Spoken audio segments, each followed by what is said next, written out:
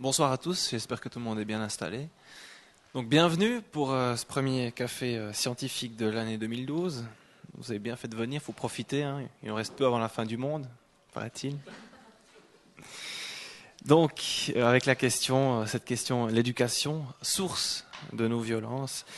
Alors lors du dernier café scientifique d'année passée, on se posait la question de la sanction pénale, je ne sais pas si vous étiez présent, et Olivier Gagnal, le chef de la police jurassienne, qui ne doit pas être très très copain avec Jean-Jacques Rousseau, puisqu'il disait que certains individus sont fondamentalement mauvais, qui ne sont pas destinés à être bons et que c'est comme ça. Et ben, en 2011, donc la sanction en 2012, on va en quelque sorte remonter aux racines du mal, de nos violences, en se demandant si ce n'est pas l'éducation qui en serait responsable. Alors, je ne suis pas sûr qu'on constitue là dans le débat qu'on entend généralement sur le laxisme en matière d'éducation, encore que, mais peut-être plutôt à l'autre bout de l'échelle, à l'autre extrême, en quelque sorte là, où il y a un trop-plein d'éducation, une éducation peut-être trop stricte, mais en tout cas une façon d'éduquer, et je pense que c'est là l'originalité d'une des thèses qu'on va entendre, c'est-à-dire, est-ce que l'éducation que nous donnons à nos enfants n'est pas en quelque sorte, disons, le produit de l'intériorisation du système judiciaire répressif? Autrement dit, pour prendre un raccourci un peu provocateur, est-ce que ce n'est pas tout simplement la faute à notre système judiciaire? Alors, existe-t-il un droit de correction? Quel est l'impact de la violence sur l'enfant? Où sont les limites? Une éducation sans violence est-elle possible? Voilà quelques-unes des questions auxquelles on va tenter de répondre. Alors voilà, je vais laisser les intervenants se présenter en leur demandant de bien préciser s'ils ont oui ou non des enfants. Je ne sais pas si... Qui veut commencer?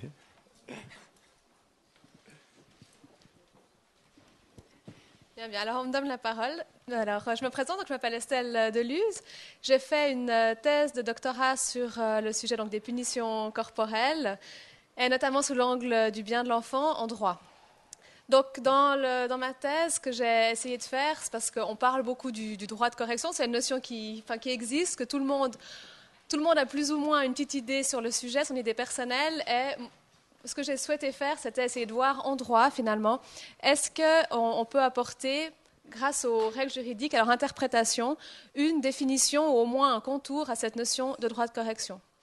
Donc, pour ce faire, je me suis penchée donc, dans le droit civil et dans le droit pénal, depuis l'entrée en vigueur donc, du Code civil et du Code pénal jusqu'à nos jours, pour voir en fait quelle a été l'évolution finalement de cette notion de droit de correction, parce qu'il faut savoir que c'est une notion qui existait dans le Code civil lors de son entrée en vigueur.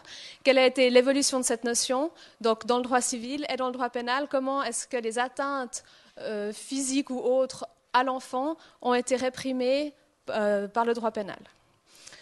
Donc voilà l'étude que j'ai menée en droit sous la direction donc, du professeur Sando et du professeur Kuhn. Et ma position est de dire que actuellement, donc, la notion de droit de correction n'existe plus dans le Code civil. C'est un terme qui a disparu, mais c'est un terme du Code civil, mais c'est un terme qui est encore reconnu dans la jurisprudence, notamment, et qui est utilisé encore parfois par la jurisprudence. Et c'est un droit qui est reconnu encore par certains auteurs. Et ma position est de dire que, donc en droit pénal, à mon sens, en tout cas pour tout ce qui est des violences physiques, donc si on parle de voies de fait, de lésions corporelles, le droit de correction, si on admet qu'il existe, ne doit pas pouvoir couvrir une atteinte donc, causée à l'enfant, c'est-à-dire que le droit de correction ne doit pas servir de motif justificatif pour lever l'illicéité de l'atteinte qui est causée par des voies de fait ou des lésions corporelles. Voilà. Et je n'ai pas d'enfant pour répondre à la question. Alors, bonsoir mesdames, bonsoir messieurs. Comme l'a dit madame Deluse, j'étais avec le professeur Kuhn, directeur de sa thèse, du côté du droit civil. Une thèse extrêmement intéressante, je tiens à le dire, bien que nous n'ayons pas toujours exactement la même manière de concevoir les choses. Moi, sur l'angle juridique, d'ailleurs, que précisément sous l'angle de la portée du droit de correction. Alors je tiens à préciser que je ne suis pas partisane de la violence à l'égard des enfants, mais que comme mère et grand-mère, il m'arrive de considérer que jusqu'à un certain âge, une petite fessée n'est pas forcément la plus mauvaise manière d'éduquer l'enfant. Je tiens à dire une petite fessée. Hein. Et, il s'agit donc d'une voie de fait, hein, si on veut être très terre à terre. Par conséquent, c'est un point sur lequel, mais je le mets en évidence parce que nous n'avons jamais eu de vraie divergence, mais c'est un point sur lequel nous ne sommes peut-être pas tout à fait sur la même longueur d'onde, Madame de Luz et moi-même.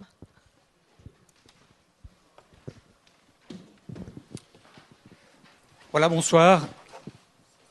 Ça fonctionne. Oui, bonsoir. Donc, je remercie en tout cas les organisateurs de ce café scientifique de m'avoir convié. Donc, mon nom est René Knuzel, pour ceux qui n'arrivent pas à le lire ici.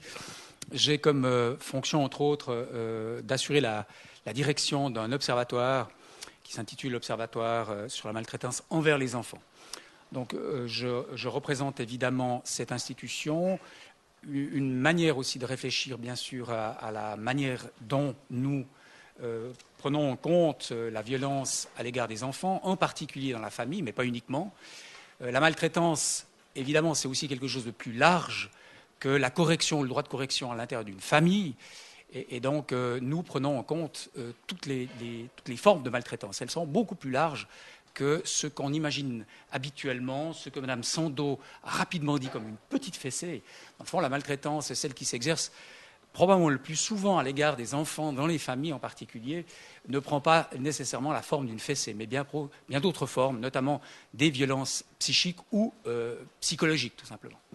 Je précise également que de formation, je suis politologue, j'ai rien à voir ici, mais par contre, que j'ai travaillé sur l'état social, et que donc j'ai aussi également une formation en sociologie. Et donc c'est comme sociologue aussi que je serai appelé à intervenir et peut-être à poser aussi un certain nombre de questions, à interroger ce qu'est précisément la violence ou ce que sont les formes de violence dans lesquelles on entre dans notre société en matière, parfois pas du tout. Il y a des formes de violence que notre société admet de façon très courante. Est-ce que tu as des enfants ? Oui, j'en ai 3. Bonsoir mesdames et messieurs, mon nom est André Kuhn, j'enseigne la criminologie et le droit pénal à l'université de Neuchâtel et vu cette position, je vais essayer de répondre ou essayer de me poser la question de savoir si les violences éducatives que nous infligeons à nos enfants aujourd'hui ne sont pas propres à finalement créer les personnes violentes de demain, puisque ce que nous apprenons à nos enfants en leur donnant une petite fessée, par exemple, c'est la loi du plus fort, c'est qu'il faut être le plus fort pour s'en sortir dans la société. Et ce mode de résolution des conflits qui veut qu'on soit le plus fort pour s'en sortir, c'est effectivement un mode de résolution de conflits qui fonctionne. Hein. Il y a plein de guerres qui fonctionnent selon cette idéologie-là, mais on peut aussi résoudre ces conflits de manière plus amiable. Et plus un enfant aura de modes de résolution de conflits dans sa tête, plus il arrivera à résoudre ces problèmes ou ces conflits avec d'autres de manière autre que par l'intermédiaire de la violence. Donc en fait, l'idée est que la violence faite à nos enfants génère la violence chez ces enfants-là. Suzette Sando, je ne sais pas puisque vous semblez défendre parfois la petite fessée, qu'est-ce que vous pensez de cette théorie-là ?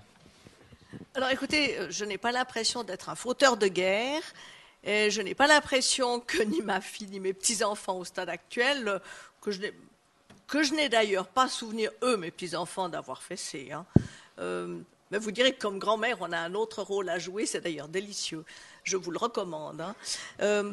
Ma fille a en effet reçu une ou deux fessées, et c'est vraiment pas un fauteur de guerre non plus. Elle vient de faire encore de la théologie, elle s'occupe de la résolution de conflits éventuellement pour des adultes. Donc je n'ai pas l'impression, vous voyez, d'être l'exemple vivant du cas dans lequel la petite fessée, qui n'est pas donnée au-delà d'un certain âge, est forcément à l'origine de la violence que l'on peut trouver dans la société. Mais ça, c'est juste pour répondre avec un... Tu vois l'idée, André, hein, c'est pas du tout pour foncer dedans. C'est juste parce que je crois qu'il faut qu'on pose peut-être des limites, qu'on pose des définitions et qu'on voit dans quelle mesure il y a véritablement violence ou bien il y a ce qui parfois est appelé, excusez-moi, l'électrochoc du pauvre, c'est-à-dire une petite fessée.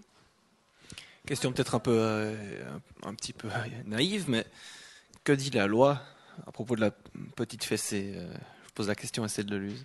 Alors, la loi, donc, comme je disais, dans le Code civil, il n'y a plus maintenant, depuis la modification donc, de 1978 quand même, il n'y a plus de droit de correction qui est prévu pour les pères et mères, ce qui était le cas avant. Donc, c'est plutôt sous l'angle du droit pénal qu'on doit regarder ça. Et sous l'angle du droit pénal, à partir du moment, donc c'est les voies de fait, hein, à partir du moment où c'est commis à réitérée reprise, c'est poursuivi d'office. Et si c'est donc, on peut imaginer par exemple des fessées commises à réitérée reprise sur un enfant par son parent par exemple, ça sera poursuivi d'office. Mais si c'est une fessée isolée, alors là, il faudrait qu'il y ait un dépôt de plainte pour qu'une procédure pénale puisse s'engager.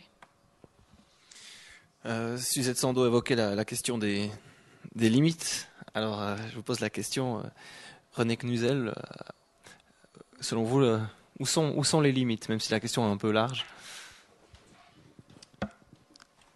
Alors évidemment, c'est une question de fond qu'on pose d'entrée.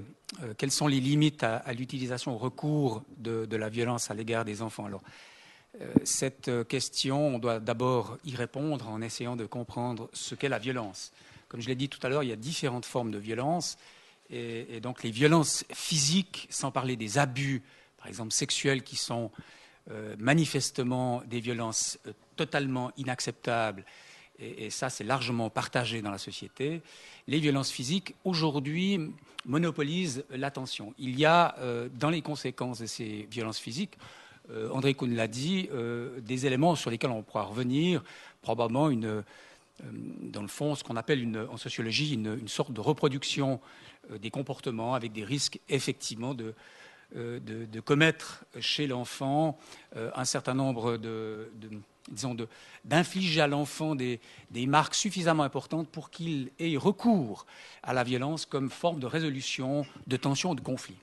Mais encore une fois, la limite des violences, elle ne s'arrête pas aux violences physiques. Et et vous le savez très bien, on le voit parce que, notamment aujourd'hui, on a pris conscience des violences qui s'exercent au sein des familles. Par exemple, entre conjoints, ces violences sont des faits relativement fréquents. Et ces violences qui s'exercent entre conjoints sont des violences aussi indirectes, par exemple, sur l'enfant. Ce sont des violences qui peuvent s'affirmer des parents, même sans le vouloir, en direction des enfants. Donc, encore une fois, les violences psychologiques sont probablement beaucoup plus nombreuses, mais beaucoup plus difficiles à détecter. Alors, de quelles limites parle-t-on et de quelle violence parle-t-on? Et là, on doit admettre aussi, et j'aimerais, sans étendre trop le débat, dire que nous sommes quand même dans une société assez paradoxale, dans la mesure où on tolère quand même un certain nombre de violences. Regardez tout de même la production cinématographique, la télévision, les scènes qu'on a dans la rue de façon générale. Nous avons une violence quand même assez forte qui est en tout cas produite dans notre société, même si elle n'est mise qu'en partie en scène.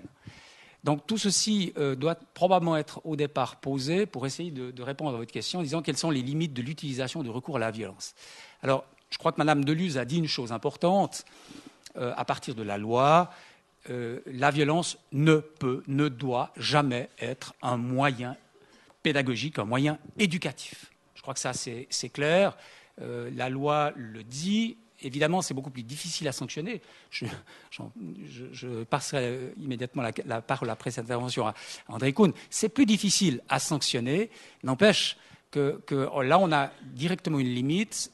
Qui doit intervenir pour dénoncer, évidemment, ce type de situation? Est-ce que c'est l'auteur?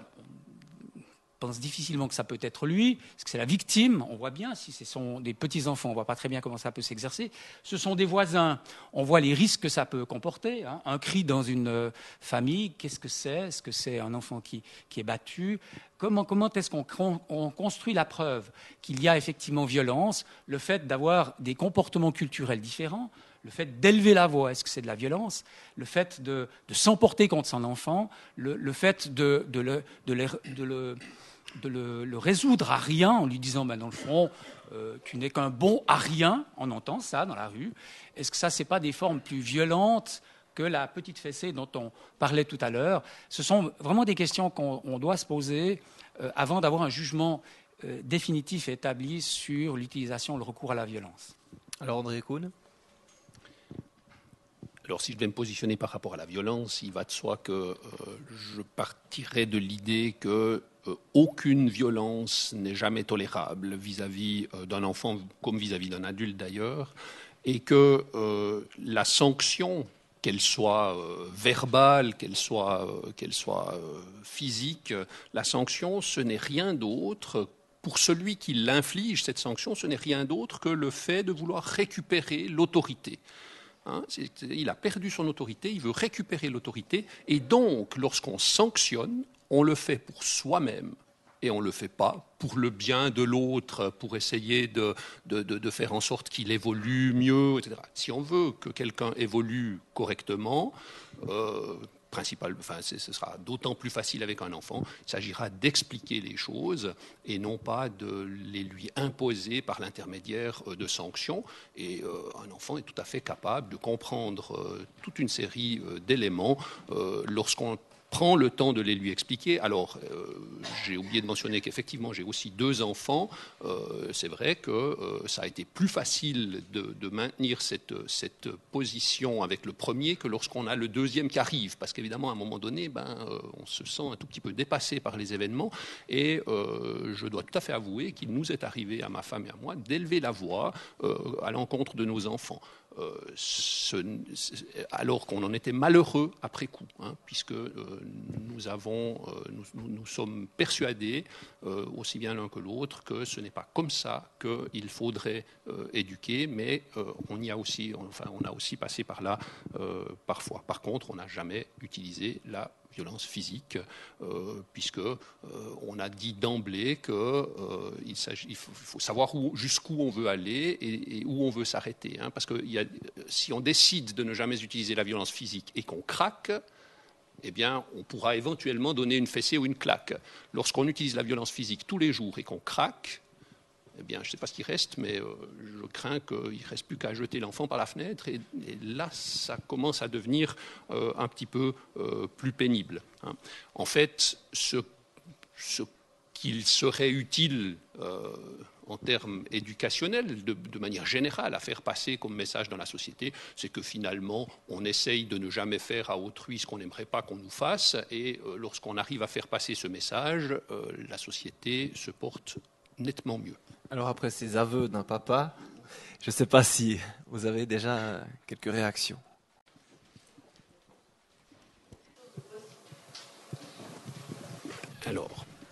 Alors là, je ne suis pas spécialiste, je suis criminologue et juriste, je ne suis pas psychologue de l'enfant. Donc, est-ce que c'est possible ou pas? Finalement, la seule expérience que j'en ai, c'est les 2 enfants que j'ai à la maison. Et je pense que oui, c'est possible. Mais j'ai aussi vu des différences entre les modes éducationnels de mes 2 enfants, puisque vous voyez, les enfants, quand ils grandissent à un certain âge, ils ont une négation. Hein, et puis ils viennent, et puis ils s'approchent des plaques chaudes, et puis ils nous regardent, et puis ils disent non, ou bien pas, ou je sais pas. Et effectivement, la première négation de mon premier enfant, c'était pas.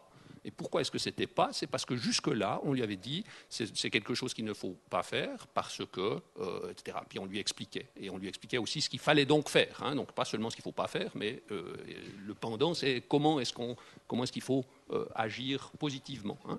Le deuxième enfant, sa première négation était non.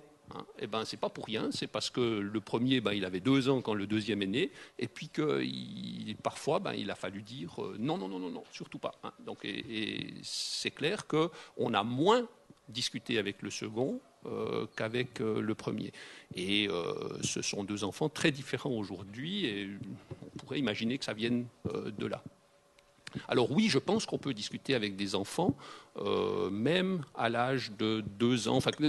Dès qu'une interaction se fait, on peut discuter avec eux et l'interaction, elle se fait très très tôt. Et puis ils n'ont pas forcément besoin de participer à la discussion verbalement pour qu'on puisse comprendre un certain nombre de choses, même s'il y a plein de choses qu'on ne comprend pas. Souvent ils pleurent et on ne sait pas pourquoi. Je voudrais peut-être revenir sur la question des effets maintenant que la violence peut induire sur l'enfant. René Cluzel. Oui, alors si on avait, et si je pouvais aujourd'hui ou ce soir vous dire que nous avons aujourd'hui, ce soir, ici, depuis quelques années, la possibilité de dire très clairement ce que sont les effets de l'utilisation ou du recours à la violence envers les enfants. Je vous rappelle que le recours à la violence ne se fait pas qu'en famille, il se fait aussi sur les préaux d'école, il se fait entre enfants, il se fait entre voisins, il se fait plus globalement dans notre société, dans le parcours que chacun a à vivre, il y a des formes de violence. La question que vous posez en disant les effets, eh bien, on n'a pas réussi à totalement résoudre cette question pour une raison relativement simple, c'est qu'il est très très difficile de montrer la causalité entre une action qui se déroule à un moment de la vie, par exemple durant la petite enfance, et puis les conséquences qu'on a plus tard. Alors André Kuhn disait un certain nombre de choses qui me semblent assez importantes, qu'on pourrait peut-être relever. On établit de mieux en mieux des liens entre la violence, la maltraitance qu'ont subi les enfants, mais de manière, qu'on soit clair quand même, de manière répétée, qui a été dénoncée, qui a été vue, qu'on a pu repérer. Ces effets-là, on arrive à les retrouver en partie lorsque la personne est devenue adulte. On le fait comment? On essaye de comprendre comment, par exemple, ont vécu, quelle a été la trajectoire des personnes qui, par exemple, ont un certain type de comportement. J'y reviendrai tout à l'heure pour être plus explicite sur ce que je dis ici. Donc l'idée, c'est d'essayer de tirer un lien, une causalité, un lien de causalité entre une situation vécue dans l'enfance et puis disons, le produit de cette situation plus tard dans la vie, 20 ans plus tard, ou 18 ans, 15 ans plus tard. Vous comprenez bien que c'est extrêmement difficile et chaque fois qu'on essaye de faire des travaux de ce type, même avec des parcours d'enfants qui ont subi des maltraitances extrêmement fortes, par exemple des abus sexuels, où là on a véritablement une violence qui a été avérée, eh bien c'est très très difficile de montrer, par exemple, des liens qui sont d'abord systématiques, c'est-à-dire que à chaque atteinte, par exemple à l'intégrité corporelle d'un enfant, sous forme de violence ou d'autre, on a telle réaction plus tard dans la vie. Donc on a simplement, probablement, on a des présomptions. On a simplement des choses qui se passent, on ne sait pas très bien. Il y a l'interaction du caractère de l'enfant, c'est-à-dire que certains enfants peuvent s'endurcir, certains peuvent avoir des comportements ou des réactions tout à fait positives, dans le sens où ils sont stimulés par ça, ils savent prendre de la distance, former leur caractère. D'autres vont avoir des comportements, alors ceux-là que je décrivais, qu'on tente aujourd'hui de retrouver, des comportements de renfermement sur eux-mêmes, des comportements d'asocialité, c'est-à-dire c'est des gens qui ont des comportements très peu compatibles avec ceux de leur entourage. On a des comportements beaucoup plus importants, beaucoup plus violents aussi. C'est toutes les addictions, mais c'est aussi donc addiction sous forme de prise excessive d'alcool, de drogue, de produits donc toxiques pour le corps, des comportements violents à l'égard des autres, mais également des comportements violents à l'égard de soi-même. C'est-à-dire, par exemple, des atteintes à sa propre vie, les tentatives de suicide. On a marqué quelques traits, mais encore une fois, établir un lien de causalité effectif et fort, ça, je pense qu'on est encore assez loin d'y parvenir, tout simplement parce que méthodologiquement, on n'arrivera pas à le faire. André Kuhn, on a relevé le terme de votre préopinant, des enfants stimulés parfois. Comment vous l'entendez, ça? Stimulé, il a aussi parlé de l'enfant qui s'endurcit. Alors évidemment, quand on s'endurcit, c'est pas forcément très bon. C'est pas forcément très bon dans le sens où effectivement on est stimulé à répéter probablement un certain nombre de choses que l'on a apprises lorsqu'on était enfant, voire adulte. Les adultes continuent à apprendre, simplement c'est plus lent. Il y a moins de choses qui entrent. Enfin, les enfants sont des éponges, les adultes beaucoup moins. Mais j'aimerais revenir à ce propos sur ces fameux modes de résolution de conflits.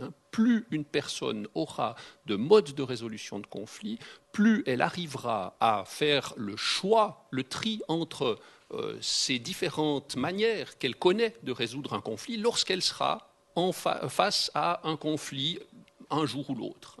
Et celui qui ne connaît que le mode violent parce qu'il a vu des assiettes voler durant toute son enfance entre sa maman et son papa, eh bien, il n'aura pas d'autre moyen que la violence pour résoudre son propre conflit. Celui qui aura appris d'autres modes de résolution de conflit aura un choix entre les différents modes. Et il prendra celui qui lui semble aller de soi ou bien qui lui semble être meilleur que l'autre. Et quand Suzette Sandeau disait tout à l'heure que sa fille a fini par faire de la théologie, malgré le fait qu'elle ait pris qu'elle ait de temps en temps été fessée, petite fessée. Non, petite fessée, j'ai bien compris. J'ai bien compris. Non, mais ça paraît, il n'y a pas de contradiction. Il n'y a pas de contradiction. Il y a juste que c'est une personne qui n'a pas appris qu'un seul mode de résolution de conflit. Ce n'est pas parce qu'on apprend celui-là qu'on est perdu.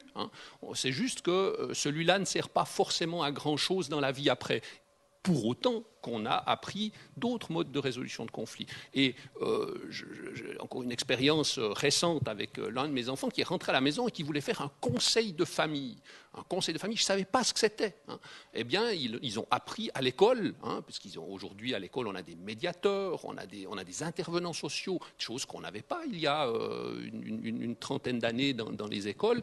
Eh bien, aujourd'hui, les enfants apprennent à l'école des modes de résolution de conflits amiable ou non violent, en tout cas, que nous n'avons pas appris. Donc finalement, je pense qu'il y a beaucoup d'espoir dans la jeunesse d'aujourd'hui, dans le sens où elle connaît, elle sait, elle a intégré un certain nombre de choses que nous n'avions même pas l'idée qu'elles existaient. Suzette Sandeau, je vous ai vu, vous voulez réagir. Oui, en fait, sur plusieurs points, si vous permettez, parce que je crois qu'il faut être attentif à ne pas brouiller les problèmes. Le problème que vous avez abordé dans votre thèse, si je ne fais erreur, c'est le problème du droit de correction. Autrement dit, la possibilité, le cas échéant, de recourir à une certaine violence, mais encore une fois, personne de bon sens dans cette salle ni autour de cette table, après tout on est même de bon sens de ce côté, ne défendrait l'idée que la violence qui fait mal, qui a des conséquences sur la santé de l'enfant est une bonne manière de correction. Le problème que vous évoquiez était de savoir si, par rapport à l'éducation de l'enfant dont les parents sont seuls vraiment investis de par la loi, il y avait lieu ou il n'y avait pas lieu d'interdire le recours en fait à la correction physique, le cas échéant. Et je crois que si on ne pose pas bien le problème, on va très vite partir dans toutes sortes de directions, parce qu'il est évident que l'enfant qui voit, vous évoquiez ceci tout à l'heure, monsieur, à juste titre, ses parents en train de se disputer, de se taper dessus, de jeter des assiettes, etc., c'est pas par rapport à son éducation à lui, c'est un environnement catastrophique et qui fait mal au cœur, mais ça n'est pas le problème direct de l'éducation.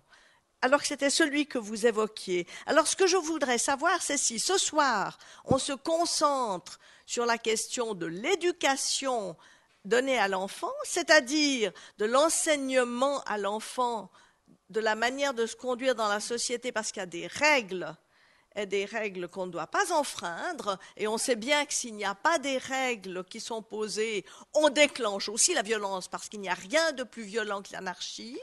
Ou bien est-ce qu'alors on se pose devant la problématique générale de la violence dans la société et de la manière dont elle est entretenue? Moi, j'aimerais bien qu'on soit très précis sur le problème abordé. Je ne sais pas si peut-être Madame Deluz aurait une précision à apporter. Oh, pardon, excusez-moi. Oui, ben c'est vrai, c'est sûr que moi, dans ma thèse, je me suis limitée donc, au droit de correction. Donc physique, est-ce déjà à savoir qui avait ce droit de correction, et puis ensuite les titulaires de ce droit de correction, où vont leurs limites. Et effectivement, dans le cadre, donc ça restreignait au cadre familial, et de savoir est-ce que les parents, dans le cadre de l'éducation qu'ils donnent à leurs enfants, peuvent utiliser des punitions physiques sur leurs enfants. Mais alors, c'est vrai que je ne sais pas jusqu'où vous voulez étendre le débat. C'est certain qu'ensuite, si on parle de maltraitance ou de violence contre les enfants, c'est beaucoup plus large, c'est sûr. On va peut-être aussi poser la question au public. Je ne sais pas si l'un d'entre vous souhaite réagir à une question. Oui, monsieur. Oui, en effet, comme Madame Sando, je pense qu'il y a plusieurs questions qui sont un peu emmêlées dans le débat, mais il y a en tout cas une question qui m'intéresse particulièrement. Il y a une question qui m'intéresse, c'est dès le moment où on interdit, on prévoit une sanction. Et par conséquent, moi j'aimerais glisser sur la question, est-ce qu'on est prêt à entrer en matière dans une démarche qui consisterait à faire intervenir la loi, la police, la justice chez un parent qui aura corrigé son enfant à un degré qui sera plus ou moins proche de la limite, mais que quelqu'un, un voisin ou qui d'autre, aura considéré qu'il était déjà trop loin. Parce que est-ce qu'on n'entre pas justement là dans une démarche, là aussi encore aussi plutôt malsaine, c'est-à-dire que en tant que parent, je prendrais en tout cas très très mal, je considérerais ça comme une violence envers mon rôle de parent, que quelqu'un d'extérieur, le juge, le policier, vienne intervenir dans mon mode d'éducation. Et à ce titre-là, je questionne très fermement la légitimité d'interdire toute violence, quelle qu'elle soit, avec une définition extrêmement large, c'est-à-dire que même la petite fessée serait considérée comme interdite et passible d'une sanction.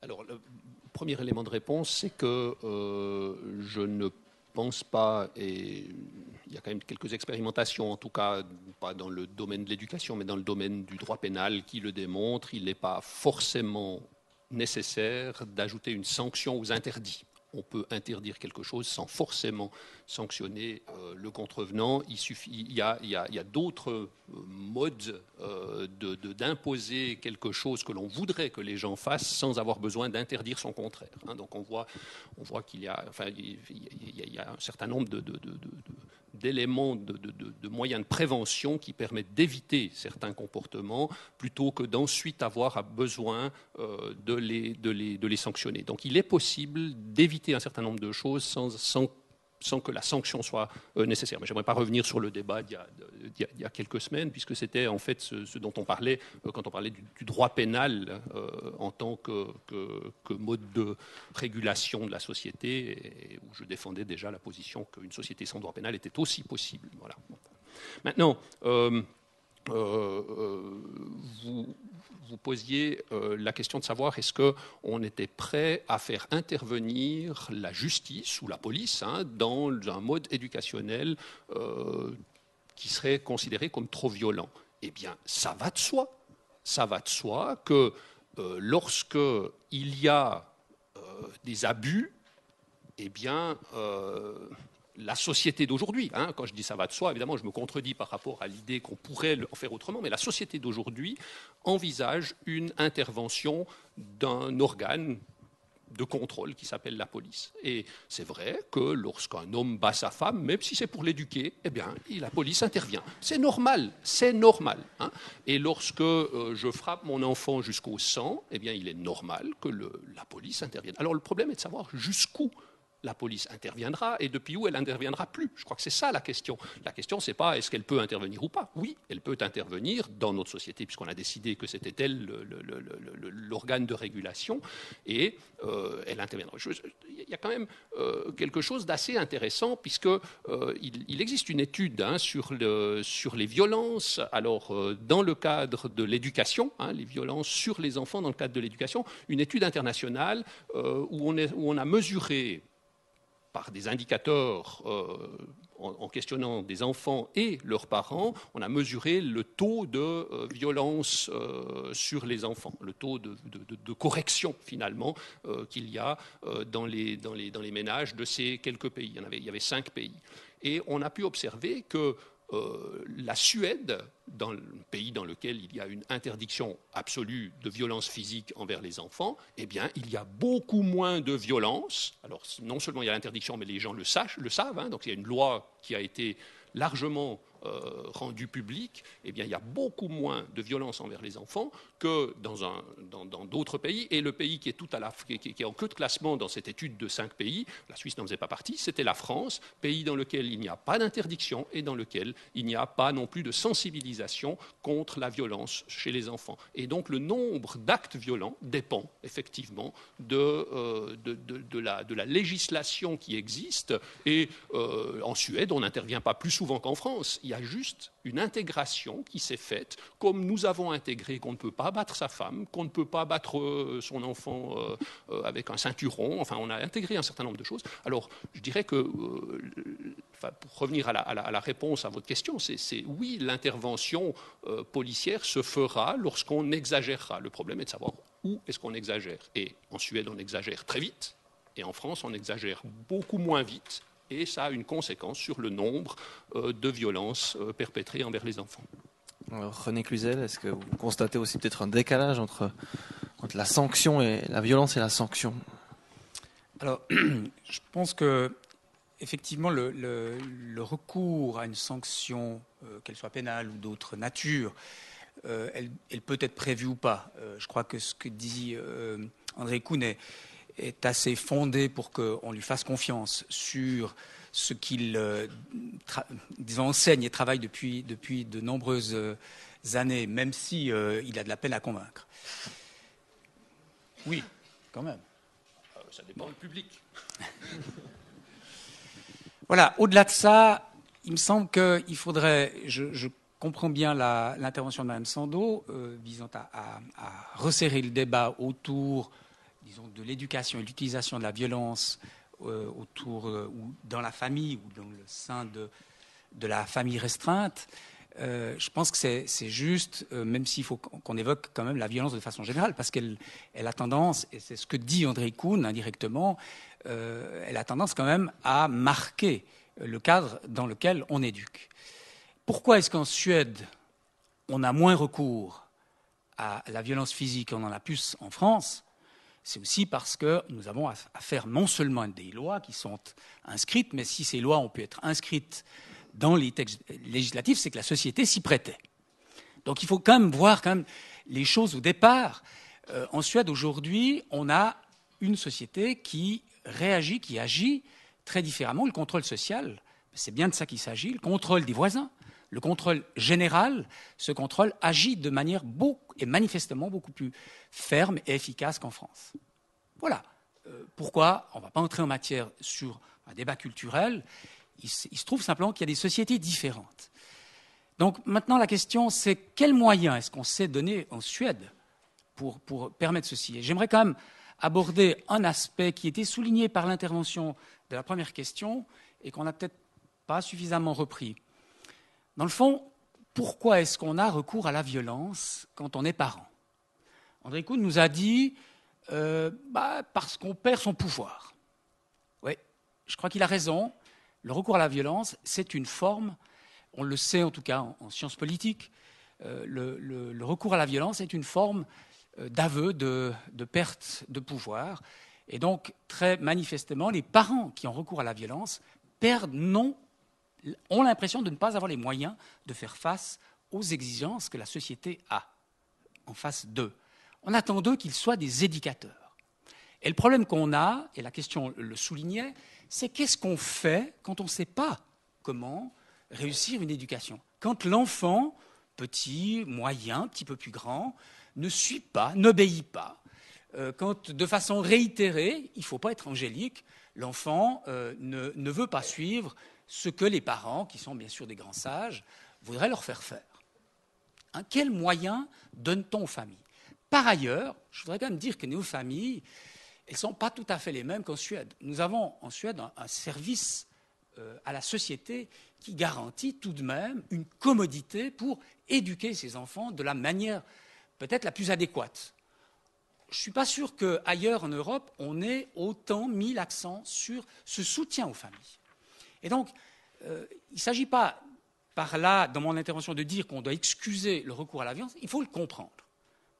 Si on ne le comprend pas, je pense qu'on va avoir peut-être très rapidement, encore une fois, des jugements trop rapides pour condamner toute forme de recours à la violence. Alors, encore une fois, on parle d'une violence qui est dans le genre de ce qu'on a dit tout à l'heure, c'est-à-dire une petite fessée, vraiment l'excès d'humeur et non pas une manière d'éduquer les enfants.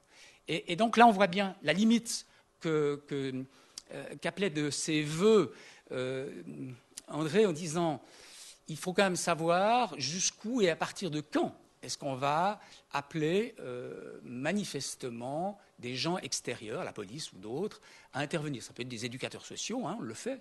Dans nos sociétés, aujourd'hui, on fait venir la police, puis après, on fait venir des éducateurs qui viennent vous dire comment il faut éduquer. Eux qui n'ont pas d'enfants. Bon. Comprenez, à partir de là, on voit bien que ce débat est difficile dans la mesure où on a affaire à une société qui n'est pas totalement la nôtre, et nous sommes dans cette société qui n'est pas toujours très conséquente envers elle-même. Et donc, je plaide ici pour non pas la tolérance face à la violence, mais une réflexion sur ce qu'est ce recours et pourquoi les familles ont besoin, certaines familles ont besoin de recourir à un certain moment à des actes de violence. Certes, encore une fois, je suis tout à fait d'accord avec André Kuhn, toute violence n'est pas bonne à prendre. Et donc, il faut quand même s'interroger sur pourquoi certaines familles ont-elles besoin, certaines familles tout à fait normales, traditionnelles, parce qu'on fustige très vite certains types de familles, celles qui sont recomposées, celles qui viennent d'horizons où on a des pratiques sauvages déjà à domicile. C'est pas comme ça. La violence, en tout cas ce qu'on peut voir, l'utilisation de la violence dans la famille, on ne parle pas d'une violence telle que celle que j'ai évoquée tout à l'heure. Donc l'utilisation de la violence marque toutes les sphères sociales, elle marque également toutes les catégories sociales. Si je peux me permettre peut-être de revenir aussi sur la question de monsieur, donc est-ce qu'on est prêt à accepter que la police intervienne? C'est vrai qu'on pense ici beaucoup au volet pénal, donc voie de fait, mais on pourrait aussi imaginer dans le Code civil une disposition qui, dans le Code civil, dirait voilà, l'éducation se fait sans violence. Et à ce moment-là, on n'aurait pas en conséquence une amende ou je ne sais quelle sanction pénale. Et c'est vrai que si on imaginait une sanction civile, alors là, forcément, ce serait en cas de dénonciation, disons aussi si un cas de maltraitance ou de correction abusive devait arriver aux oreilles de l'autorité qui serait compétente. Certainement que se mettrait en place aussi tout un réseau d'assistants sociaux, de services de protection de la jeunesse, des choses comme ça. Mais là, parce que vous parliez de la police, donc là, ce serait une façon, en tout cas législative, d'éviter l'intervention de la police. Il faut aussi toujours penser qu'il y a le volet pénal, bien sûr, pour sanctionner, mais il y a aussi le volet civil qui est peut-être plus incitatif. Et si on parle justement de la Suède, qui a fait beaucoup de publicité, je pense qu'on peut appeler ça comme ça pour ces dispositions, donc interdisant la violence pour les enfants. En Suisse, on pourrait aussi imaginer dans le Code civil l'introduction d'une disposition qui pourrait prévoir que l'éducation se fait sans violence et que cette disposition-là donc, soit rendue publique par le biais d'encarts publicitaires, de spots à la télévision, je ne sais pas quel moyen on pourrait imaginer, mais actuellement, c'est plutôt, j'ai l'impression, dans ce sens-là qu'on va, parce qu'il y a eu plusieurs initiatives parlementaires. Il y en a une qui est encore en cours pour modifier la loi en Suisse, pour interdire les punitions corporelles. Et c'est plutôt dans ce sens-là, il me semble que ça va. Il y a aussi des groupes de travail, notamment relatifs à la Convention sur les droits de l'enfant, que donc la Suisse a ratifié cette convention, la Convention sur les droits de l'enfant. Et dans ce cadre-là, il y a des recommandations qui ont été faites par d'autres pays à la Suisse, et notamment la recommandation pour une meilleure protection des enfants contre les châtiments corporels. Et dans cette réflexion-là, c'est aussi plutôt cet angle-là qui est favorisé, donc l'angle civil, et ensuite de faire une forte publicité sur ces dispositions qui seraient alors incitatives en disant qu'il faut élever les enfants sans violence. Voilà. Peut-être justement, vous demandez s'il y a des questions. Suzette Sandeau, vous avez été conseillère nationale. Il y avait des débats, j'imagine, à la coupole fédérale sur le sujet. Pas du tout, ça n'était Ah bon? pas à la mode Très à ce bien. moment-là. On avait, il faut dire, un certain Les nombre choses d'autres changent. préoccupations pendant que j'y étais. C'était l'affaire des fonds dormants, donc vous voyez qu'on avait d'autres préoccupations. Mais revenons, c'est intéressant, à l'idée éventuellement de mettre dans le code que l'éducation doit se faire sans violence. Ça implique évidemment qu'on définisse la violence, donc il ne faut pas élever la voix. Est-ce que si on dit, mais enfin maintenant, non, tu arrêtes, est-ce que c'est de la violence? Et puis quelquefois, c'est vrai que il arrive qu'on dise maintenant, non, tu arrêtes, mais sans taper le gosse. Hein. On dit non, tu arrêtes parce qu'on a une table devant soi. Non, tu arrêtes. Est-ce que c'est de la violence? Moi, je me demande quelquefois si on n'a pas perdu un tout petit peu de bon sens dans une certaine catégorie de démarche par rapport à l'éducation de l'enfant, hein, on est bien d'accord. Parce qu'il faut reconnaître que le grand mal de départ remonte à la théorie qui interdisait de dire non à l'enfant parce que ça allait le traumatiser. Et comment est-ce qu'on introduit ce qui est totalement normal, le non ou pas, enfin j'entends ça, c'est encore une nuance peut-être sémantique, pour montrer à l'enfant que là, il y a une règle et qu'il ne la franchit pas. Et c'est vrai qu'à 1 année et demie ou 2 ans, quand l'enfant a envie vite de jeter par terre ceci ou cela, ce qui est tout à fait normal. Quand il est dans sa chaise, il y a un jeu, il prend son petit jouet, il le jette par terre, puis on le lui ramasse, puis il le rejette par terre. Donc très logiquement, quand il va vers une table sur laquelle il y a éventuellement un joli petit sac, on ne doit jamais laisser de sac sur une table à la hauteur d'un enfant quand on a des enfants en bas âge. Mais il arrive qu'on en ait quand même un, ou juste qu'on soit en visite chez quelqu'un qui en a un. Eh ben, on va lui dire non. Et puis il faut qu'il comprenne. Et si par hasard il ne comprenait pas, on va peut-être dire non. Et peut-être qu'à un moment on dira maintenant non, tu ne touches pas ça. Moi j'aimerais bien savoir comment vous faites éventuellement pour éduquer. Enfin, pour manifester qu'il y a un moment où il y a une règle et qu'il ne s'agit pas de la franchir. Et encore une fois, ce sont des problèmes tout à fait basiques. Les grandes questions, la violence qui va nuire à l'enfant, qui va laisser des marques, la violence de la séquestration, que sais-je, mais pas une personne de bon sens, hein, je dis bien de bon sens, ne peut considérer cela comme une forme d'éducation. Mais jusqu'où est-ce que vraiment, si on élève une fois la voix, on est déjà passible de déclencher chez son enfant, quand il sera adulte, des réactions violentes? Moi, j'en suis à me demander si on ne ferait pas mieux d'arrêter d'avoir des enfants. René Cluzel, alors est-ce qu'il y a un relâchement? Vous le constatez aussi dans l'éducation, quelque part. La difficulté que souligne Madame Sando, c'est qu'on n'a pas de bonne manière d'éduquer, d'une manière dont on est sûr qu'elle donne des résultats évidents qui sont conformes à ceux qu'on attend. On n'a pas affaire à des clones d'enfants qui sont les mêmes. Ils ont des réactions, les enfants sont aussi à notre image, ils sont à l'image aussi de l'atmosphère dans laquelle ils vivent. Donc tout ça fait des diversités quand même par rapport à l'éducation qu'il est difficile d'enfermer dans une petite boîte en disant c'est comme ça. Le non, le pas, la tape sur la main quand l'enfant met la main, juste avant que l'enfant mette la main sur la plaque chaude, je pense qu'il y a quand même effectivement un recours au bon sens. On ne va pas le laisser se brûler. On va quand même retirer. Alors, c'est un acte violent. Quand on le retire au dernier moment, parce qu'on voit que ça se passe, il faut intervenir. Et sa propre peur, on élève la voix en disant « tu ne feras plus jamais ça ». Je ne vois pas très bien comment on pourrait condamner un tel comportement. Donc, peut-être pas un relâchement, mais une difficulté que les parents ont aujourd'hui de répondre à ce qu'on attend d'eux. On attend d'eux d'être de bons parents, pour avoir de bons enfants dans une bonne société. Bon. Or, vous savez bien que ce n'est pas tout à fait comme ça que ça se passe. Donc, le problème, il est là. Je crois qu'il faut effectivement faire preuve de bon sens, mais en même temps, on sait bien que certains sont amenés à dépasser des limites. Et il faut des limites, il faut les inscrire. Je crois qu'encore une fois, le recours à la violence, on en a des marques, on a donné quelques exemples, je ne sais pas d'où André a ces exemples, le ceinturon, nous a-t-il dit, enfin des choses. L'être humain est très probablement très fertile dans l'invention d'instruments sur lesquels, enfin, on voit des choses assez terribles. Hein, on ne devrait peut-être pas trop plaisanter là-dessus, mais c'est vrai que face à des situations de ce type, on ne doit pas être tolérant. Ce qui dépasse l'entendement n'est pas acceptable. Et ça, on doit le communiquer clairement. Mais à quel moment est-ce qu'on le fait? Quand est-ce que lorsqu'on attend un enfant dans un couple, on vous dit, ben écoutez, voilà, on va vous convoquer, le ministère public, le policier, j'en sais rien, il vous convoque pour vous dire, ben voilà ce que vous avez le droit de faire ou pas. Moi, en tout cas, on ne me l'a jamais fait ce coup-là. Donc, où est-ce qu'on transmet cette information? Je m'arrêterai là. J'ai eu des réactions dans le public, alors.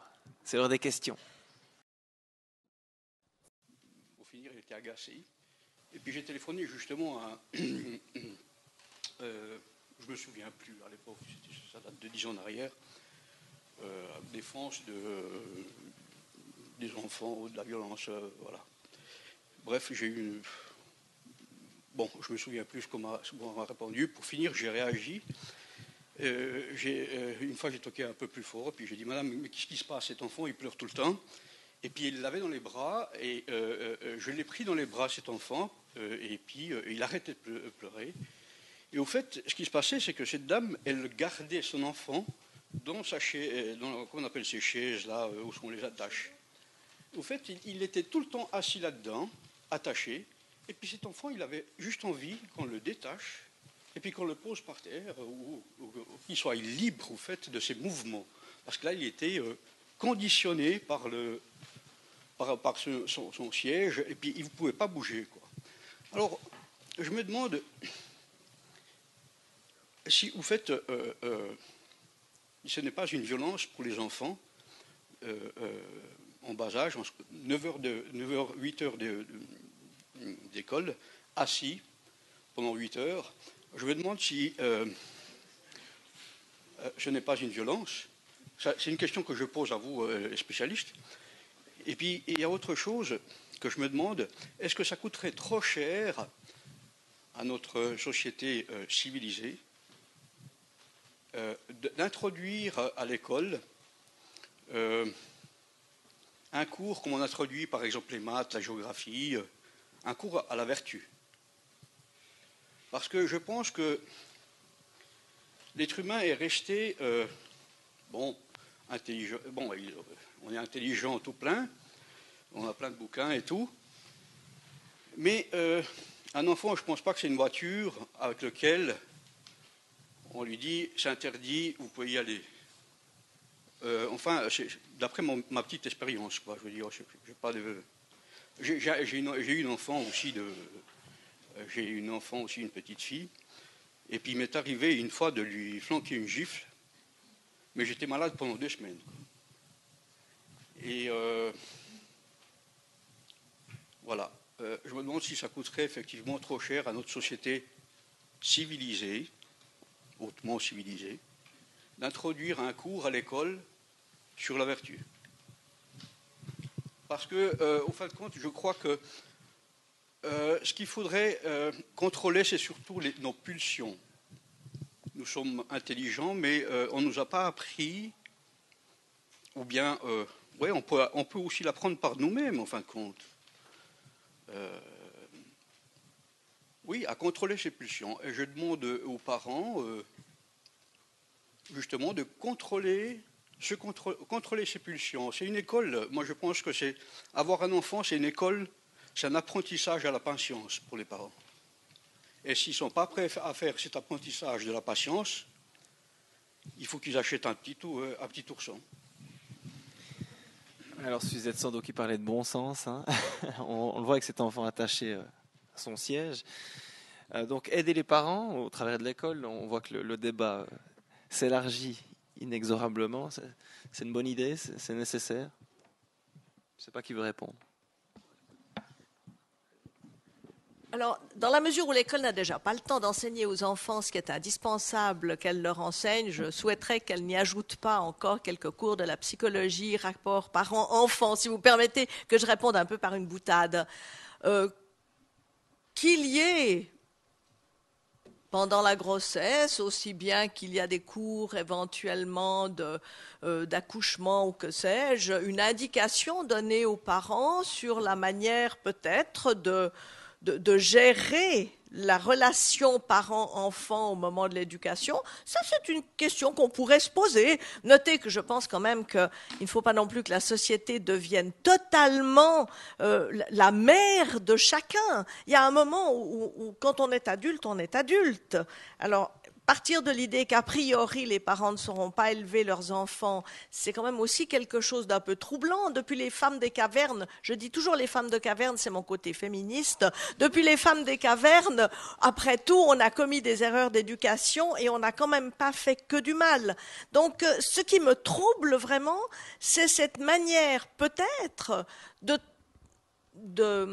comment dirais-je, de rendre catastrophique une fonction qui devrait être une fonction malgré tout relativement naturelle. Mais je mets naturelle entre guillemets parce que l'erreur est aussi naturelle et par conséquent il est légitime de prendre des mesures pour essayer d'éviter les erreurs dont les enfants sont les premiers à souffrir et la société par contre-coup. On a l'impression qu'en termes d'éducation, la société n'a pas encore répondu à ces bouleversements socio-économiques, le changement de statut de la femme. C'est un peu l'impression que donne ce débat. Je ne sais pas, André Kuhn, vous vouliez réagir? Oui, je voulais réagir parce que j'aurais répondu un petit peu différemment que ce que vient de faire Suzette Sandeau à la question du cours à l'école. Pour deux raisons. Premièrement, parce que plus on apprend de choses, mieux ce sera. Plus on sera éduqué, donc mieux on arrivera à s'en sortir de manière potentiellement non violente dans la société, mais surtout aussi parce que, alors là, on a quand même un certain nombre de recherches sur le sentiment d'insécurité, les images que les gens se font de ce qui se passe dans la société. Tous ces éléments-là remontent souvent, enfin, quand on essaie de savoir comment est-ce qu'on pourrait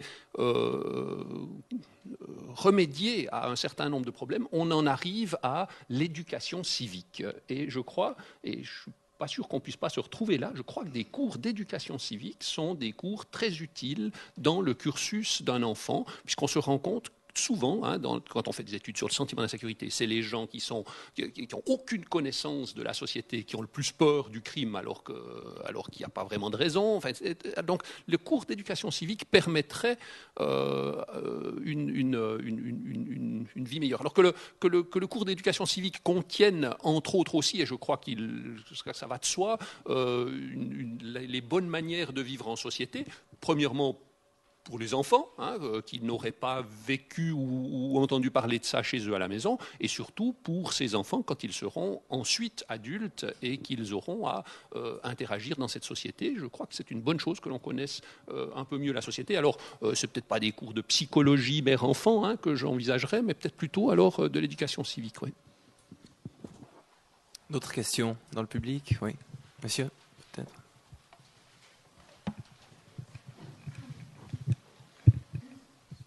Merci, bonsoir. Je m'appelle Eric et je veux répondre à mon ami Luigi qu'à Bienne, il existe des BD d'une association pour jeunesse sans violence qui aide les enfants justement à thématiser ce thème anti-violence. Ça donne des bons exemples pour eux.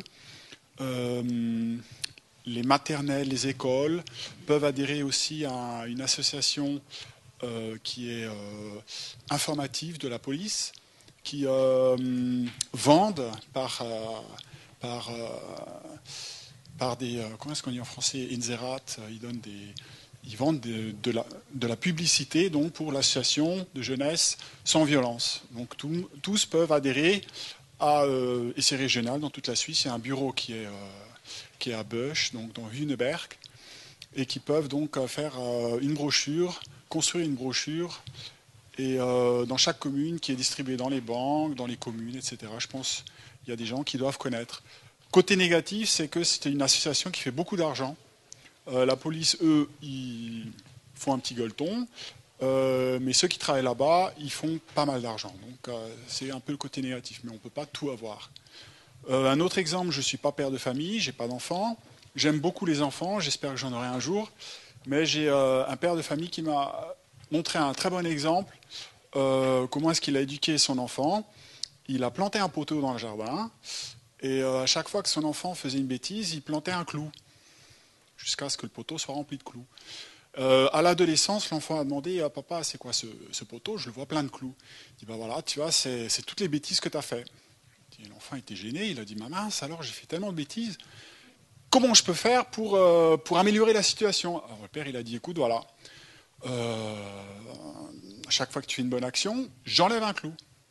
L'enfant s'est donné du mal, jusqu'à l'adolescence, il a réussi à enlever tous les clous. Et il a dit à son père, voilà, regarde, maintenant, j'ai réussi à retordre le fil. Et le père a dit, oui, tu as bien fait, je suis très content de toi, continue, mais pense à une chose, c'est que toutes les marques que tu vois, elles ne s'effaceront jamais. Je pense que c'est un bon exemple. Merci. D'autres questions, réactions?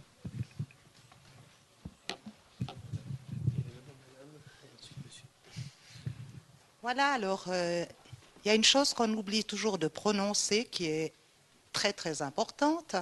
C'est comme disait Madame Sando, oui, une petite tape sur la table en disant un petit peu fort à son enfant, maintenant tu arrêtes, c'est la manière dont on le fait. C'est si c'est fait avec l'amour, ou bien si c'est justement fait, comme le disait tout à l'heure monsieur, avec le vouloir de l'autorité absolue. Alors, je crois qu'on devrait donner peut-être plus de cours sur l'amour, hein, et la manière, la façon dont ça guérit les gens. Il y a beaucoup de gens aujourd'hui qui oublient d'éduquer leurs enfants avec l'amour, mais ils les éduquent avec le matériel. Et ça, je crois que c'est un grand problème de notre société. Hein? On leur donne tout, on leur donne l'argent, on leur donne une belle voiture, on leur donne les Natel déjà tout petits, etc. Et puis, par contre, on ne passe pas du temps avec ses enfants. Hein? Et puis, on a rarement des gestes justement d'amour.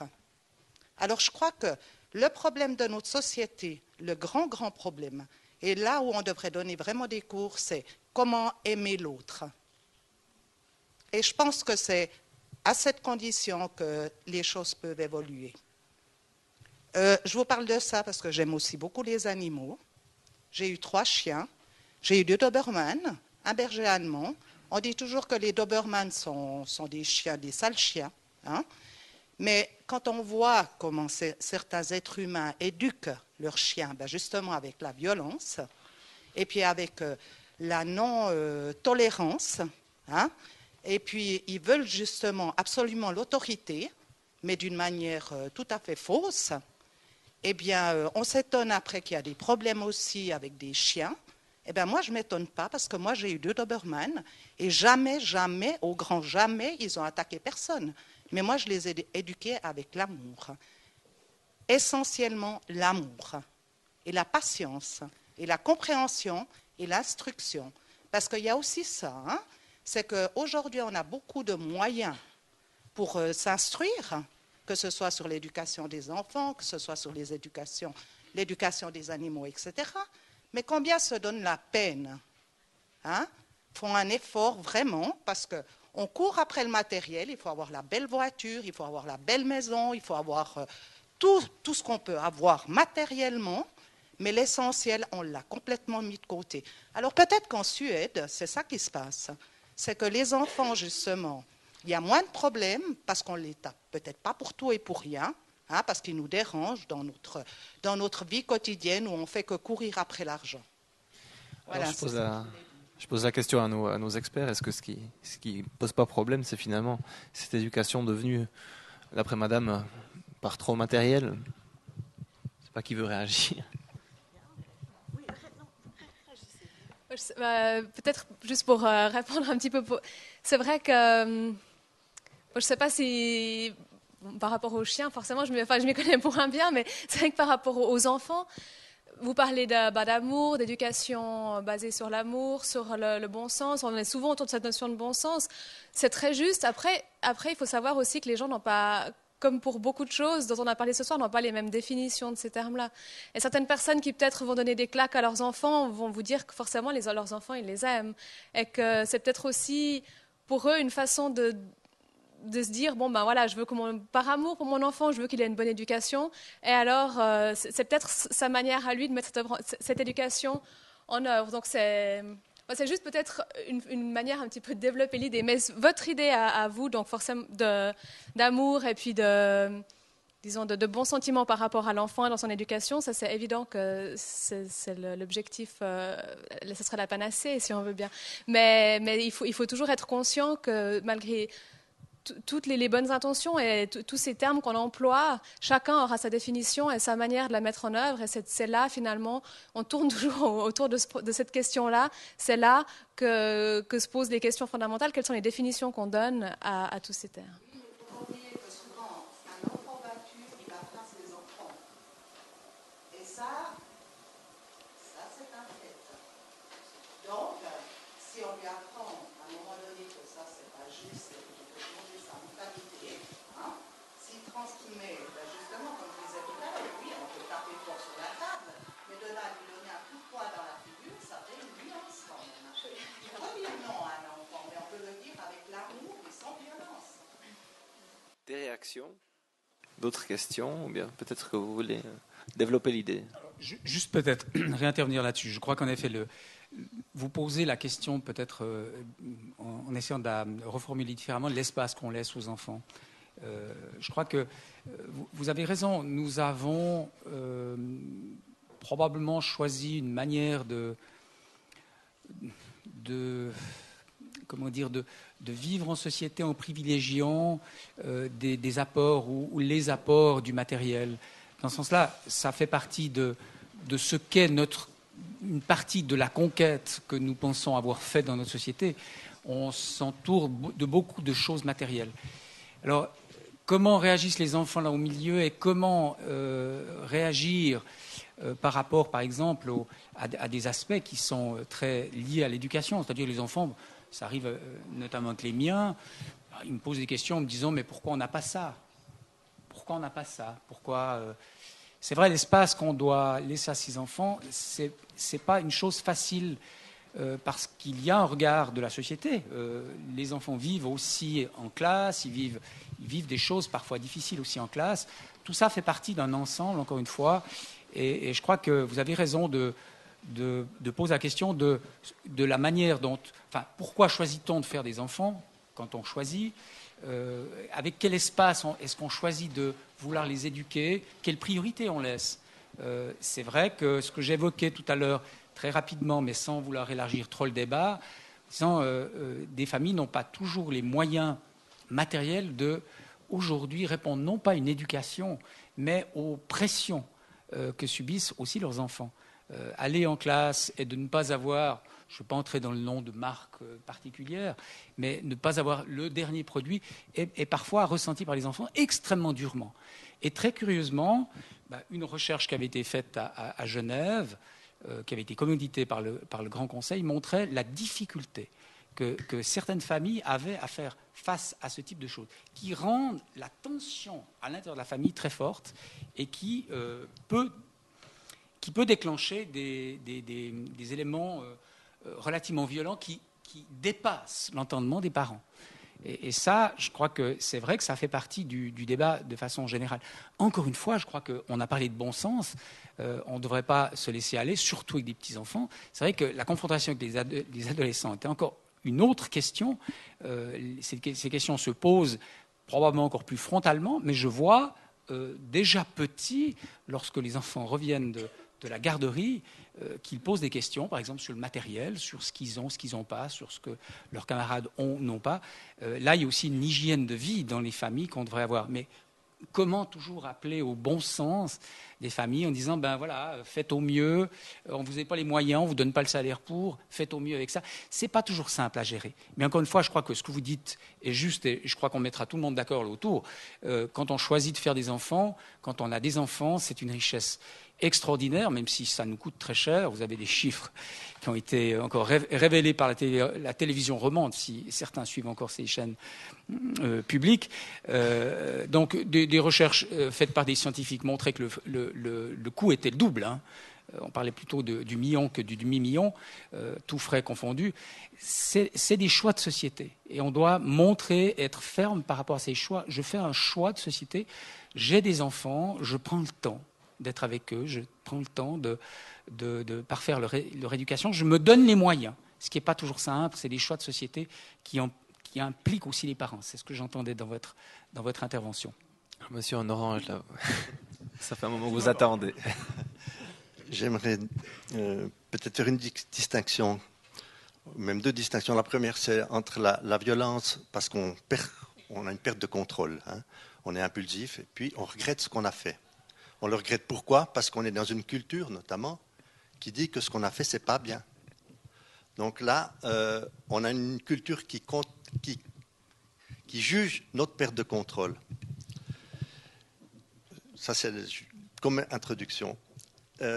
Maintenant, je me réfère peut-être à l'analyse de Johan Galtung, le sociologue, qui distingue trois sortes de violence. Je pense que c'est assez utile de voir les choses comme ça. La violence directe, le coup de poing, le coup de fusil, le coup de pied, la plus visible.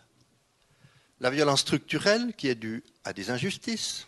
Les indignés de Wall Street, ils crient contre cette violence structurelle. Hein. Ce n'est pas des coups de poing, des coups de feu, des coups de fusil. Enfin, c'est une violence beaucoup plus indirecte, sournoise, mais extrêmement importante. Elle peut faire amener des centaines de milliers de personnes au chômage. Et puis, vous avez la violence culturelle. Alors, la violence culturelle, c'est justement celle qui empêche qu'on soit très satisfait quand on perd le contrôle. Ou bien c'est celle qui dit couper la tête aux gens, mais non, ça ne se fait plus aujourd'hui. Ça, c'est la culture. Alors, aux États-Unis, on n'a pas la même culture. Bon, maintenant, c'est plutôt avec des piqûres ou avec l'électricité, etc.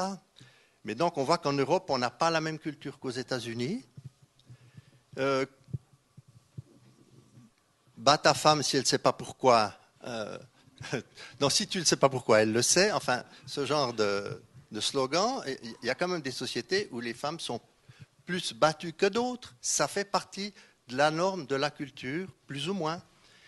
Et puis, j'aimerais justement, à ce propos, j'aimerais vous signaler aussi une expérience que j'ai eue.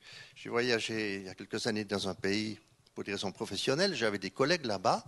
Alors, voilà ce qu'ils m'ont dit. Je n'ai pas pu le vérifier moi-même, mais vivaient depuis longtemps dans le pays. Il y a même un des ressortissants du pays avec qui je parlais. C'était un pays, je préfère ne pas le nommer, et puis il y en a d'autres dans la région qui étaient très semblables. Le chef de l'État, c'était un militaire, et puis tout le monde disait, mais il corrige ses officiers supérieurs à coups de pied. J'étais extrêmement surpris. Puis on dit, mais oui, c'est normal. Le plus fort, il règne par la violence sur le plus faible. Et puis depuis tout petit, les enfants sont habitués. Quand ils se désobéissent, on les bat. Et puis si vous êtes pris par la police, ils vous battent. Ça va de soi, c'est dans la culture. Et j'étais très frappé et je me suis rendu compte que d'autres pays voisins, d'après les témoignages que j'entendais, puisque j'ai vu sur Internet, que c'était aussi le cas. Et je pense que chez nous, il y a 50, 60 ou un siècle, ça ne devait pas être très très différent. Et je me souviens aussi de ma mère qui me disait, mon père, donc c'était mon grand-père à moi, mon grand-père paternel, que j'aimais beaucoup, très, très gentil, qui était entrepreneur, mais quand les enfants faisaient du bruit à table, il sortait son maître, il le posait sur la table, tout le monde avait compris et c'était le silence total. Hein? Mais c'était dans la culture, personne n'avait rien à y redire à l'époque. Donc je pense que cet aspect culturel est extrêmement important. Alors, de savoir si dans le pays dont je vous parlais, le chef de l'État donne des coups de pied à ses officiers parce que quand il était enfant, il a reçu des coups de bâton, je ne peux pas le prouver, mais ça fait partie du mode normal de régulation des conflits. Voilà. Donc je pense que cet aspect culturel, et puis là je dirais aussi peut-être éducationnel, c'est très bien l'éducation civique, mais je pense que si on faisait des jeux de rôle encore, ça serait encore mieux. Et je crois qu'on ne perdrait pas tellement son temps, parce que peut-être qu'ensuite, si on est mieux éduqué, on a peut-être moins de frais de police aussi, et moins de frais d'hôpitaux, etc., etc. D'autres questions? Si j'ose reprendre la parole, j'ai lu dans un livre un bon exemple éducatif qui me semble faire bon sens. C'est lorsqu'on reconnaît le bien, quand on vit dans le bien, souvent on ne comprend pas trop pourquoi les autres font le mal. Pourquoi pas éduquer les enfants, ce que j'ai lu, ce qui fait du sens. Un enfant qui vit dans une famille qui est équilibrée, aller voir par exemple une famille ou une situation live, 1 à 1, de violence. Qui réalise ce que c'est la violence, qui voit même si ça fait peur, mais qu'il apprenne une fois ce que c'est. Et lorsqu'il retournera, quand cet enfant retournera à la maison, il sera content d'avoir une maison en paix. Pourquoi pas envoyer l'enfant qui est dans une ambiance de violence, voir ce que c'est une ambiance de paix, hein, pour changer sa mentalité? Vous savez, souvent les enfants, ils peuvent aussi apprendre aux parents. Hein, parce qu'il y a des parents, des fois, ils sont plus enfants que leurs enfants. Mais j'en reviens toujours au mot amour. Dans notre société, dans le monde, en général, c'est l'amour qui manque. C'est pour ça qu'il n'y a pas de tolérance souvent. Et on veut régler les choses avec la violence parce qu'on veut le pouvoir. Le pouvoir, voilà. Puis il y a moi je dis qu'il y a deux énergies, la peur et l'amour. Et la peur fait faire des choses terribles aux humains. Peur du manque, peur de plus avoir l'autorité, justement, etc. On va vraiment vers la paix ce soir, on s'apaise. Suzette Sandeau, vous vouliez réagir? Oui, peut-être si vous permettez sur 2 points. D'une part, la question culturelle qu'évoquait monsieur et qui, je pense, est particulièrement délicate à partir du moment, et c'est tout à fait normal, où on a quand même beaucoup de brassage de population.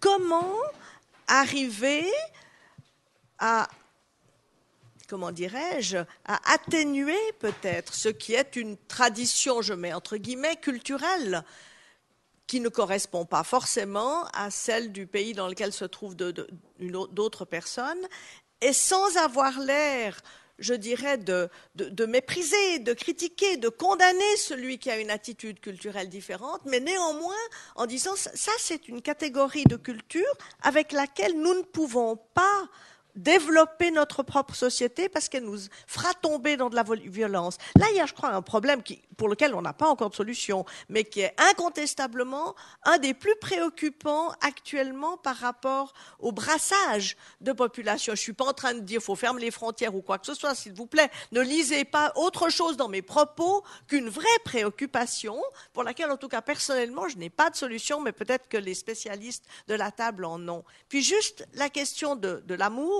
Je suis entièrement d'accord avec vous, madame. La réponse de madame Deluz était aussi tout à fait marquée au coin du bon sens. Certaines attitudes, qui ne sont peut-être pas de bonnes attitudes pédagogiques, sont néanmoins tenues par celui qui les a par amour. Donc on ne peut pas forcément dire que c'est par manque d'amour qu'on commet une erreur éducative. En revanche, et là, alors je vous donne pleinement raison, je pense que nous avons une société qui n'a pas de disponibilité pour l'enfant. Pourquoi ?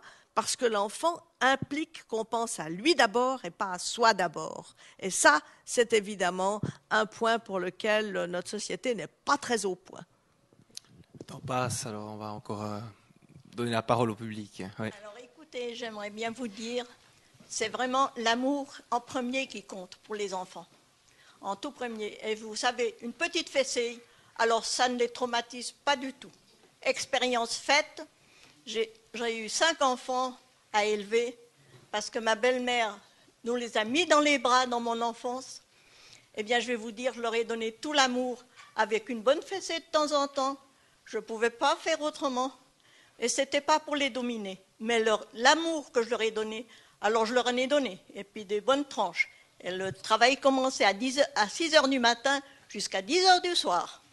Voilà. Et moi, j'ai beaucoup appris par ma cousine qui a été à l'université de Genève.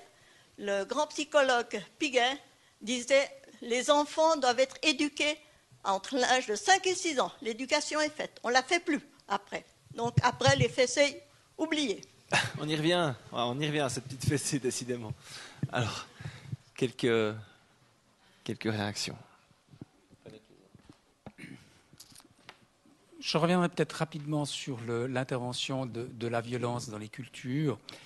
C'est un vrai problème qu'on voit, notamment par exemple dans les services sociaux, hein, où une partie notable de la population qui est présente dans les services sociaux dénoncés souvent doit faire face donc à une violence que les personnes disent avoir importée de chez eux. on a, pas très loin d'ici, dans des sociétés qui ont encore en Europe vécu la violence, on montre aujourd'hui cette violence sur les routes, enfin on montre des choses. C'est vrai qu'il faut faire très attention, c'est un dossier très délicat. Vous avez raison, je pense que la conquête de notre civilisation, c'est la renonciation à la violence. Nous avons des rapports de force qui existent. En principe, on les résout plus ou moins bien, mais on les résout par le dialogue, c'est une partie de la régulation sociale. Ça ne marche pas toujours, il y a parfois nécessité d'avoir recours à d'autres moyens. Mais on a renoncé explicitement à la violence, et on a donné la violence, symboliquement, on l'a donnée à deux forces.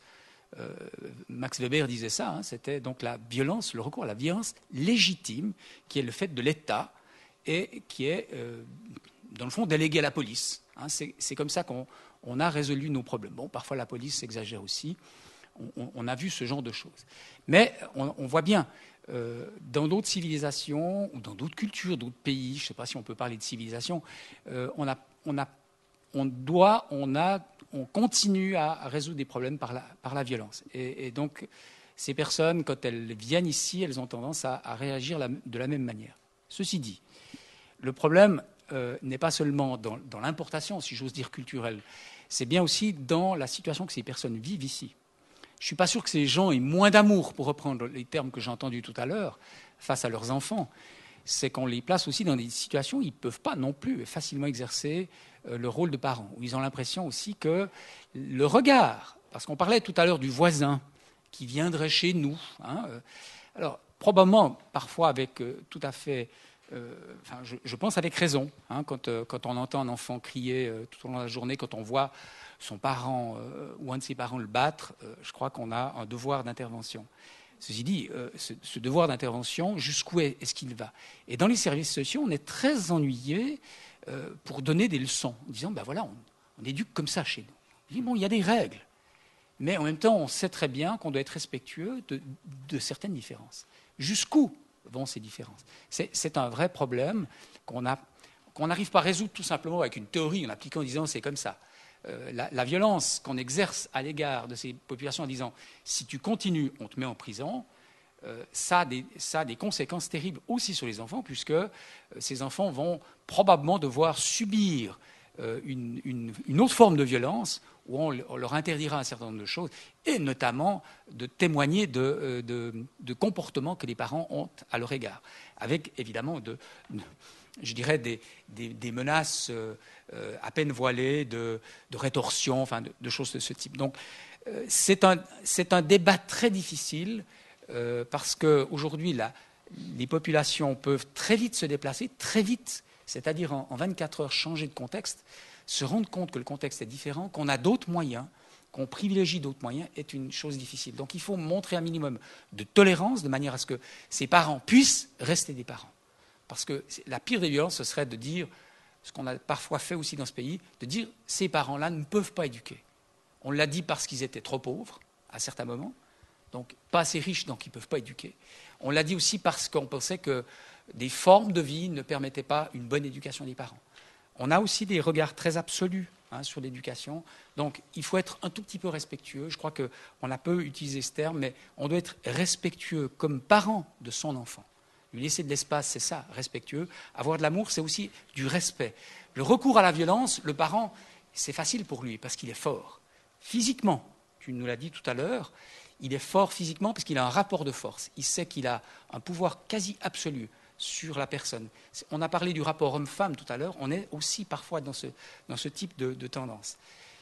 Nous sommes dans une culture qui érige la civilisation, c'est-à-dire le rapport de force vécu différemment. Je crois que c'est ça dont on doit se souvenir. Merci. André Kuhn, peut-être une intervention avant les dernières questions. Oui, d'accord. Alors juste pour reprendre l'idée d'importation de violence alors peut-être pas culturelle parce qu'elle n'est pas forcément culturelle, mais enfin, évidemment, il va de soi qu'une personne qui se développe dans un pays en guerre va évidemment développer elle-même un certain nombre de réactions et lorsque ces réactions s'exportent dans un pays qui n'est pas en guerre, va poser un certain nombre de problèmes. C'est quelque chose qu'on appelle en criminologie un effet de brutalisation, c'est-à-dire c'est l'État qui, quand il montre l'exemple, brutalise les personnes qui sont soumises à cet exemple. Mais il ne faut pas aller forcément chercher loin des effets de brutalisation. Il suffit de regarder un petit peu ce qui se passe chez nous et dans notre système éducatif. Que font les parents suisses, moyens, lorsqu'ils éduquent leurs enfants et que leurs enfants font une bêtise? Eh bien, il arrive fréquemment qu'un parent enferme son enfant dans sa chambre. Enfermer un enfant dans sa chambre, ça s'appelle de la séquestration. Une séquestration est punissable de 5 ans de privation de liberté en Suisse. Pourquoi est-ce qu'on n'applique pas cette norme lorsqu'on commet cette infraction à l'intérieur d'un cercle familial? Eh bien, c'est tout simplement parce que nous sommes brutalisés par notre propre État qui, lorsque quelqu'un fait une bêtise, on l'enferme dans une prison.